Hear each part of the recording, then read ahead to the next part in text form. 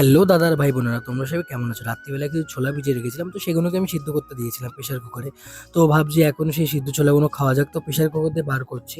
তো এই জলগুলো রয়েছে, তো এখন ভাবছি এগুলোকে ধুয়ে টুয়ে একবারে খাওয়া যাক। তার মধ্যে সকাল থেকে আমাদের এখানে মেঘলা ওয়েদার হয়েই রয়েছে চারিদিকে। আর এই মেঘলা ওয়েদারের কথা বলতে বলতে হঠাৎ করে বৃষ্টি চালু হয়ে গেল, তো এখন আমাকে এই নাইটি বাইটি সব তুলে দিতে হচ্ছে মায়ের। আর নয়তো বাড়ি এসে যদি দেখে এগুলো ভিজেছে তাহলে আমি খুব পেটাবে।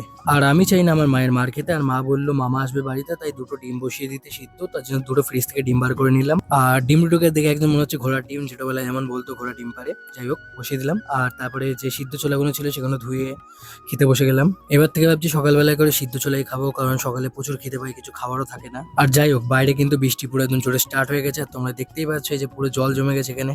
যখন বৃষ্টি পড়ে তখন এই পুরো এরিয়াটা আমাদের এখানে পুরো জল জমে যায়, ভর্তি হয়ে যায় পুরো জলে জল।